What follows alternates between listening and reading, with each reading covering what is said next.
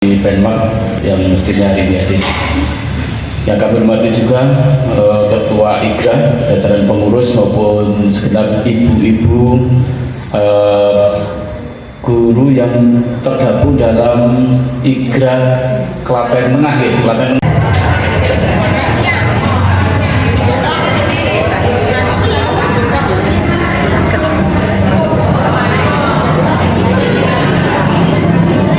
Kelanjutan bagi guru yang ada di RA, lebih khusus lagi kita tujukan untuk kesiapan diri kita menuju implementasi kurikulum merdeka. Tadi sudah nyanyi, ini saya ganti mulai dari dongeng dulu ya Bu ya. Pokoknya guru RA kok iso nyanyi rasa dongeng sesuk leren. Itu soalnya saya ingat sekali dengan guru-guru saya RA itu, karena yang pasti itu nyanyi, dongeng, dan penanaman akidah. Nah ini agama, tetapi ini adalah tugas mandatori yang kita bahas hari ini, bukan termasuk salah satu dari 7 program prioritas. Karena 7 program prioritas Kementerian Agama itu yang pertama adalah penguatan moderasi beragama. Nah ini yang menjadi masuk kira-kira di sini nanti yang masuk itu 7 program prioritas. Penguatan moderasi beragama, kemudian yang kedua revitalisasi KUA yang menurut saya Bu, sebagian itu kan diserapatnya patut bangunan kaya ngono, tumbuhane tiwas mantene dandan ayu-ayu, resik-resik, arep minggu gol kursi ini tidak ngeten-ngeten sik lho. Piye meleh niku. Maka akan direvitalisasi. Tahun ini sudah terrealisir ada 505, tahun depan tentu akan diperluas lagi hingga 5.400 se-Indonesia. Itu harapannya semua nanti akan direvitalisasi. Tahun ini kita juga mengajukan lagi yang untuk Klaten ini sudah 2. Tahun depan insya Allah kita juga akan mengajukan SPSN untuk pembangunannya dibayar, dan tahun ini kita insya Allah dapat revitalisasi pembangunan PLHUT. Jadi pelayanan haji umroh terpadu nanti di sebelah kantor itu akan kita bangun di tahun ini insya Allah, satu gedung yang cukup representatif, kami kira begitu. Semua pelayanan haji, ada juga bank persepsinya nanti akan kita tempatkan di situ untuk mendekatkan pelayanan kepada masyarakat. Lalu di Min 1 nanti juga dapat SPSN tahun ini untuk dibangun biar tampak megah gitu deh. Murid-muridnya ya seneng gurunya, apalagi di Man 1 kita tahun ini juga. Jadi tahun ini insya Allah ada 3 pembangunan gedung SPSN di Kankemenag Klaten ini. Mohon doa restunya, mudah-mudahan semuanya dapat berjalan dengan baik dan lancar. Bapak Ibu, yang kedua tadi saya bilang revitalisasi KUA, yang ketiga adalah transformasi digital. Ini penting, semuanya harus mengarah ke sana karena memang kita hidup dalam posisi hidup di era digital ini. Kemudian yang keempat adalah kemandirian pesantren. Ini tidak saya ulas agak panjang karena nanti saya akan menyasar sedikit ini saja terkait dengan tema hari ini. Kemandirian pesantren ini tahun-tahun belakangan harus terus didorong, didukung di Solo Raya khususnya. Lalu yang kelima adalah ICU, Islamic Cyber University. Ini program prioritasnya. Ini sudah memasuki tahun yang kedua Bapak Ibu. Di Universitas Yen Syekh Nuriyati di Cirebon ada tahun ini adalah 1.000 mahasiswa, semuanya dari guru yang tidak harus datang ke kampus. Ini ibaratnya adalah UT-nya Kementerian Agama Bapak Ibu. Jadi ke depan Bapak Ibu untuk konsep kampus itu sesungguhnya masih diperlukan atau tidak, nah gitu. Fisiknya itu masih diperlukan atau tidak, ini menjadi tantangan tersendiri. Dan Persyarikatan Muhammadiyah kami juga sudah mengikuti, ini sudah mencoba 3 tahun ini kayaknya, dan Universitas Digital di Kementerian Agama, ISU International Cyber University ini akan terus dikembangkan. Saudara-saudara kita yang tidak sempat kuliah di daerah-daerah timur, di daerah-daerah luar Jawa, dari jarak jauh bisa ikut kuliah. Nah, sing Klaten nggih mboten sah ibu, Klaten yang IIM ya iso, yang STAIN ya iso, UMPLA ya iso, cedak ngalah oleh sing mriko. Ini mereka tidak harus bertatap muka, nanti punya kompetensi yang standar sarjana. Jadi para guru-guru yang masih D2 atau yang di RA masih pakai ijazah SLTA dan sebagainya, ini diberi kesempatan untuk bisa ikut di Islamic Cyber University. Kemudian yang keenam adalah Religiosity Index. Indonesia kepingin menjadi barometer dunia untuk kerukunan antar umat beragama yang memang beragam ini. Jadi sekarang sudah mulai Bapak Ibu, kiblat tentang kerukunan umat beragama itu dunia memandangnya Indonesia, bukan di tempat lain. Kalau dulu mungkin Jerman itu juga agak anteng, tapi kalah. Indonesia ini yang paling bagus. 2022 ini sebagai tonggak tahun toleransi. Nah, ini 7 program prioritasnya. Lalu yang kita kerjakan hari ini posisinya di mana Bapak Ibu? Jadi ini adalah tugas mandatori penjenengan. Tidak usah masuk di tugas atau 7 program prioritas, tapi seluruh pekerjaan yang menjadi tanggung jawab Kementerian Agama itu adalah masuk di tugas mandatori. Jadi kalau Bu Guru kok menurut saya wis senior cek kon sinau meleh. Aji marani rodok tuwek mboten ya Bu ya. Aji marani senior, sudah senior cek kon sinau kon melu belajar meleh. Ini kan jajane kita memang benar-benar sudah lepas dari konsep para pendiri atau perintis kebudayaan Jawa.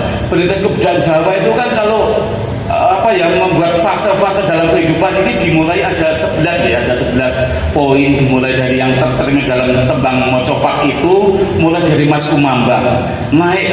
Mas Kumambang itu masih dalam alam ruh dan pasti semuanya itu baik, di situ belum ada dosa, belum ada apa, bagus sekali Mas Kumambang. Lalu kalau sudah ini mijil lahir, kalau sudah lahir lalu sinom. Nah ini sudah mulai bisa ngomong kalau itu semuanya senang sinom. Lalu naik lagi fasenya ke kinanti, karena nanti kehidupannya akan berlanjut, harus diberi bekal kinanti. Apa konsepnya? Diberi ilmu.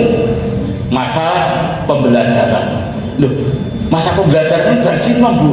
Jenengan wis sepuh-sepuh, senior-senior kan sinau wae ngono lho maksud kok. Itu kalau konsepnya Jawa dulu. Karena apa? Kalau sudah setelah kinanti Bapak Ibu, itu nanti akan masuk fase berikutnya. Apa? Asmorondono. Wis mulai tertarik lawan jenis.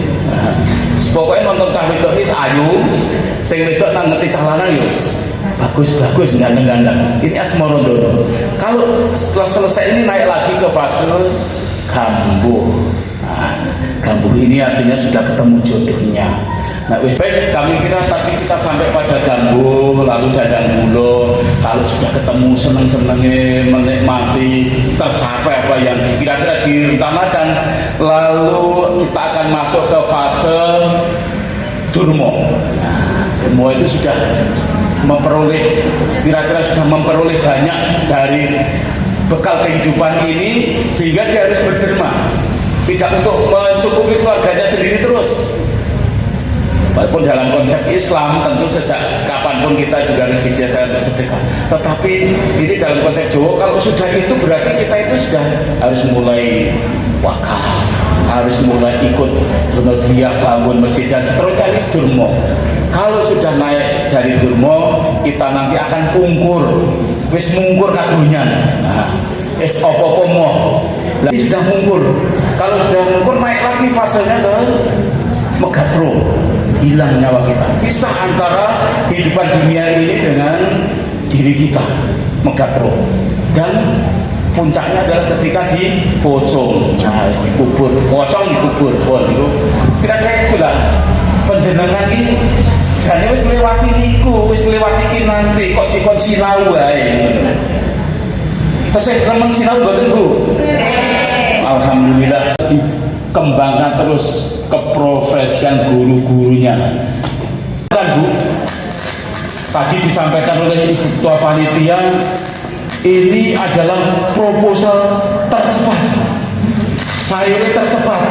SPJ ini kudu tercepat. Nah, ini adalah perintah dari RKAM itu sendiri, Bu. Elektronik Rencana Kerja Anggaran Madrasah.